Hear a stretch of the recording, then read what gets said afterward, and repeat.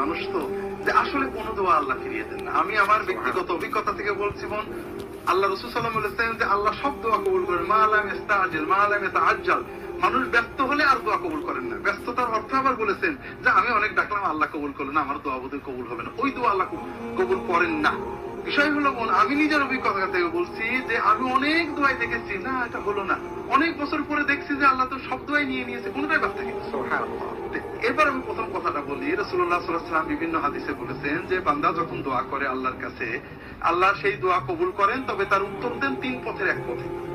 হয় যেটা চেয়েছেন ওটাই দেবেন, অথবা ওর বদলে অন্য কোনো অকল্যাণ অমঙ্গল রোধ করে দেবেন, অথবা এই দোয়ার বিনিময়ে জান্নাতে তার জন্য বড় নিয়ামত রেখেছেন। বোন, আল্লাহ আমার জন্য কোনটা চেয়েছেন আমরা জানি না। এছাড়া আমরা যখন একটা বিষয় চাই, একটা মানুষ বিবাহ চাচ্ছে একটা ছেলেকে বা মেয়েকে, মনে করছে এটাই ঠিক, আমরা তো গায়েব জানি না, কিন্তু ওই বিবাহ হলো না, অন্য জায়গায় বিবাহ হলো, দেখা গেলো সে ভালো আছে। আসলে কোনটা ঠিক কোনটা বেঠিক আমরা অবশ্যই জোর দিয়ে আল্লাহর কাছে চাবো যে আল্লাহ আমাকে এটা দিতেই হবে। তবে আপনি হতাশ হবেন না, এই কথাটা কখনোই মনে করবেন না যে অনেক চেয়েছে আল্লাহ দিল না। না, আল্লাহ অবশ্যই দেবে, ইয়াকিন রাখেন। আর আমি আমার জীবনের অভিজ্ঞতা থেকে বলছি যে আল্লাহ কোনো দোয়া ফিরিয়ে দেন না, দুনিয়াতেই দেন, একটু সবর করতে হবে ইনশাআল্লাহ।